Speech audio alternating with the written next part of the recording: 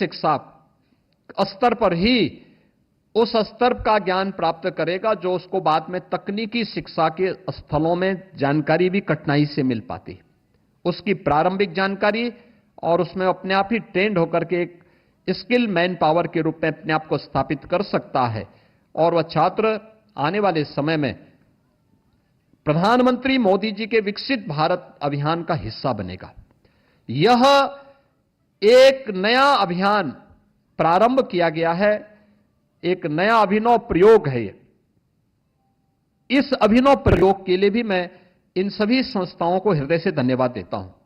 पहले चरण में हमने गवर्नमेंट इंटर कॉलेजेस लिए हैं, सेकंड फेज में इसके परिणाम को देख करके हम लोग प्रयास करेंगे कि माध्यमिक शिक्षा और स्ववित्त पोषित संस्थाओं को भी फिर हब एंड स्पोक मॉडल पर हम इसको जोड़ने का प्रयास करें। अभी हब एंड स्पोक मॉडल पे एक गवर्नमेंट इंटरमीडिएट कॉलेज को जिसमें लैब स्थापित होगी उसको 3 अन्य संस्थाओं को जोड़ना है। हमारा प्रयास होना चाहिए कि हम इसको एडेड कॉलेजेस के साथ और सेल्फ फाइनेंस कॉलेजेस के साथ भी अगर जोड़ें, क्योंकि वहां पे सोर्स ऑफ इनकम कम होगी। अगर उसको भी हम इन सुविधाओं से जोड़ने का कार्य करेंगे तो एक बेहतर रिजल्ट हम प्रदेश भर के छात्रों को दे पाएंगे, क्योंकि अकेले हमारे पास 56 से लेकर 60 लाख बच्चे इंटरमीडिएट की परीक्षा में अपीयर होते हैं। तो मान के चलिए कि हाई स्कूल और इंटरमीडिएट में इन छात्रों की संख्या, केवल हाई स्कूल और इंटरमीडिएट में ही अगर हम छात्रों की संख्या को देखेंगे तो लगभग यह 1 करोड़ 20 लाख के आसपास होती है। 1 करोड़ 20 लाख छात्रों को तकनीकी उन्नयन की दृष्टि से हब एंड स्पोक मॉडल को हम इसको विस्तार देने की आवश्यकता है। इसको हम पीपीपी मोड पर भी आगे बढ़ाने का काम कर सकते हैं, अन्य संस्थाओं को भी इसमें इन्वॉल्व कर सकते हैं, जिसको हम इसको एक बेहतरीन मॉडल और प्रधानमंत्री जी के विजन को जमीनी धरातल पर उतारने में सफल हो पाएंगे। यह एक अच्छा प्रयास आज यहां पर इस कार्य के माध्यम से हो रहा है। मैं ड्रीम प्रोजेक्ट के लिए, ड्रीम लैब के लिए आप सभी को हृदय से बधाई देता हूं। आज यहां पर जिन छात्रों को सम्मानित किया गया है, मुझे अच्छा लगा। पिछले 8 वर्ष में हम माध्यमिक शिक्षा की और उत्तर प्रदेश की स्कूली शिक्षा की तकदीर और तस्वीर को बदलने में सफल हुए हैं। याद करिए 2017 के पहले बेसिक एजुकेशन लगभग बंदी की ओर जा रहा था। लगातार छात्र संख्या में गिरावट आ रही थी, लगातार आ रही थी। माध्यमिक शिक्षा नकल का एक अड्डा बन गई थी। लोगों ने नकल के नाम पर एक धंधा प्रारंभ कर दिया था, एक नया व्यवसाय शुरू हो गया था नकल का। उत्तर प्रदेश में निवेशक नहीं आते थे क्योंकि कानून व्यवस्था खराब थी, लेकिन हां 2 नए बिजनेस उत्तर प्रदेश के अंदर पिछली सरकारों ने खोले थे। एक नकल के नाम पर बाहर से थोक के भाव में लोगों को लाते थे, नकल के अड्डे संचालित होते थे। केवल वो फॉर्म भर लेता था, बाकी छात्रों को परीक्षा देने के लिए नहीं आना होता था, उनके नाम पे कोई और परीक्षा दे देता था। रिजल्ट आता था और फिर अपना सर्टिफिकेट भी उसके घर तक पहुंचा देते थे और पैकेज एक तय हो जाता था। यह देश के भविष्य के साथ खिलवाड़ था। दूसरा यहां पे व्यवसाय होता था ट्रांसफर पोस्टिंग में, पैसे लेकर के ट्रांसफर पोस्टिंग भी एक उद्योग था। इसके नाम पर भी पैसे लिए जाते थे।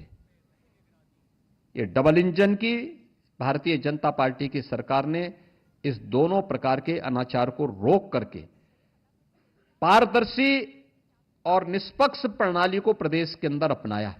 आज उसका परिणाम है। हम भी कह सकते हैं और आप भी कह सकते हैं कि हमने उस कालखंड में अपनी परीक्षा उत्तीर्ण की है जब नकल विहीन परीक्षा उत्तर प्रदेश के अंदर होती थी, नकल का नामो निशान नहीं था।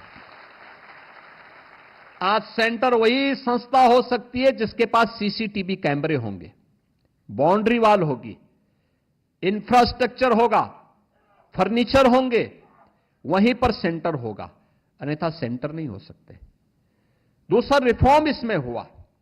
रिफॉर्म किस रूप में हो सकते हैं? और रिफॉर्म दूसरा इसमें जो किया गया वह था कि परीक्षा 2 महीने 3 महीने नहीं चलेगी, परीक्षा 13-14 दिन मात्र के अंदर पूरी परीक्षा संपन्न हुई। 13-14 दिन के अंदर परीक्षा छात्रों को परेशान करने का माध्यम नहीं होनी चाहिए।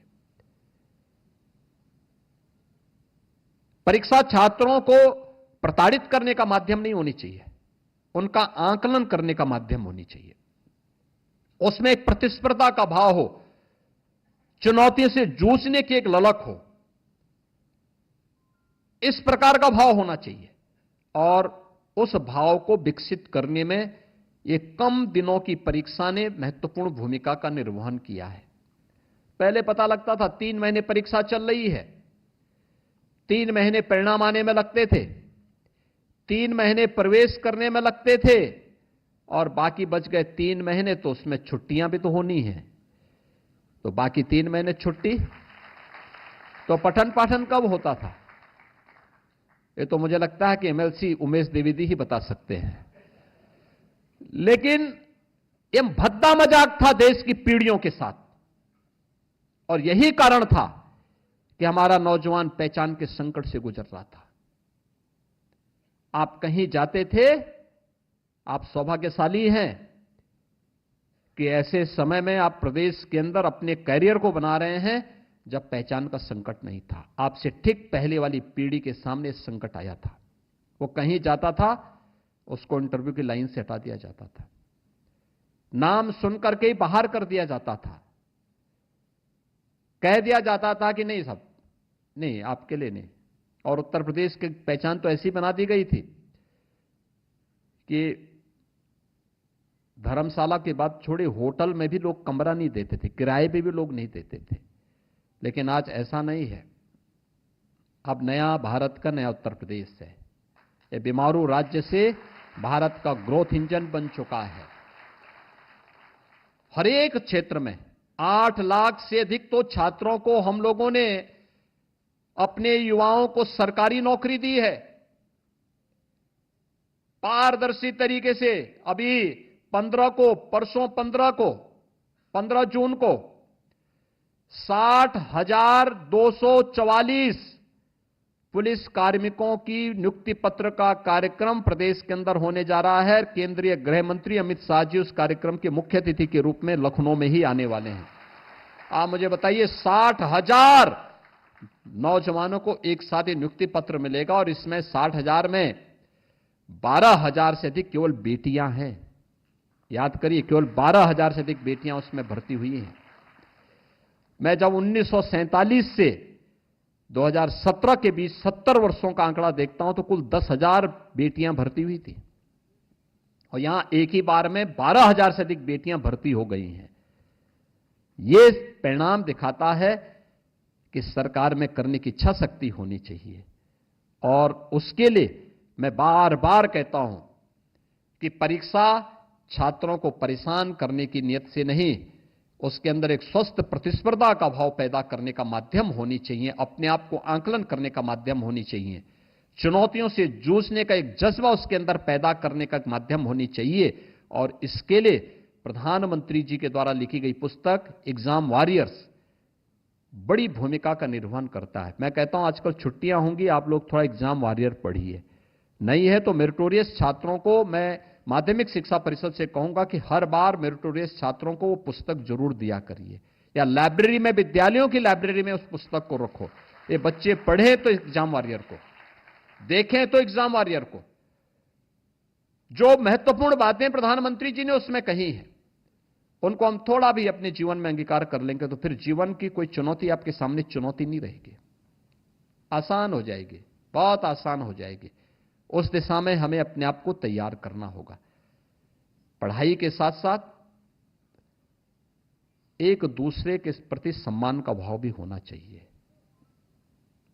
अपने से बड़ों बुजुर्गों का भी सम्मान का भाव होना चाहिए, माता पिता का भी सम्मान का भाव होना चाहिए, गुरुजनों के प्रति भी सम्मान का भाव होना चाहिए, समाज के प्रति अपनी जिम्मेदारियों का भाव भी होना चाहिए, और राष्ट्र के प्रति भी अपनी जवाबदेही का भाव हम सबके मन में होना चाहिए। राष्ट्रीय संपत्ति को नुकसान नहीं पहुंचाना चाहिए। ये मान के चलिए वह राजकीय संपत्ति या कोई सार्वजनिक संपत्ति किसी व्यक्ति की नहीं, समाज की संपत्ति है, समाज के कंट्रीब्यूशन से बनी हुई है। उसका नुकसान नहीं होना चाहिए। कोई नुकसान करता है तो उसको टोकिए, अगर कमजोर पड़ रहे हैं तो उसकी कंप्लेंट करिए कि फलाने व्यक्ति ने उसका, अब तो आज तो आपके पास मोबाइल फोन आ चुका है, स्मार्टफोन है, उसका लीजिए और वायरल करिए उस व्यक्ति की जो सरकारी संपत्ति को नुकसान पहुंचाता है। बाकी उसके पोस्टर और उससे वसूली का काम हम अपने आप करवा देंगे, क्योंकि संपत्ति बनाने में और उसको आगे बढ़ाने में मेहनत करनी पड़ती है। जब केंद्र और राज्य सरकार मिलकर के प्रयास करती है तब ये चीजें आगे बढ़ती हैं, अन्यथा उजाड़ने में समय नहीं लगता। और ये सार्वजनिक संपत्ति राष्ट्र की संपत्ति है, हम सबकी सामूहिक जवाबदेही का हिस्सा है, उस पर हमें ध्यान देना होगा। तो एक सामान्य शिक्षा को संस्कारों के साथ जोड़ना, शिक्षा को तकनीक के साथ जोड़ना, शिक्षा को स्पोर्ट्स के साथ जोड़ना, सर्वांगीण विकास का माध्यम शिक्षा होनी चाहिए। और राष्ट्रीय शिक्षा नीति इन्हीं सब बातों से प्रेरित होकर के 2020 में प्रधानमंत्री जी ने देश के अंदर लागू की थी। आज उसके बहुत अच्छे परिणाम सामने आने वाले हैं और मुझे पूरा विश्वास है कि प्रदेश स्तर पर मेरिट में स्थान बनाने वाले सभी छात्र छात्राएं, जनपद स्तर पर मेरिट में स्थान बनाने वाले सभी छात्र छात्राएं, या स्पोर्ट्स में भी और अपनी मेरिट में भी, स्कूली मेरिट में भी जिन्होंने स्थान बनाया है, उनके अभिभावकों को, उनके गुरुजनों को और उन सभी छात्र छात्राओं को मैं विशेष रूप से बधाई दूंगा, अपनी शुभकामनाएं दूंगा और विश्वास करूंगा कि उनकी ये मेरिट अनवरत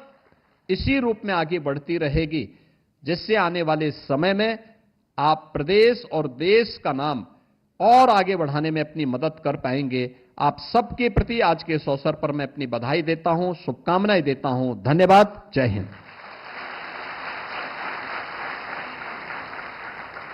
बहुत बहुत धन्यवाद माननीय, आपके प्रेरणादायी उद्बोधन के लिए, आशीर्वाद के लिए, मार्गदर्शन के लिए। सभी बच्चों का ये अनुरोध है कि आप सभागार में आसन ग्रहण करें, जिससे इस ऐतिहासिक पल की एक तस्वीर उनके स्मृति में हमेशा के लिए अंकित हो जाए।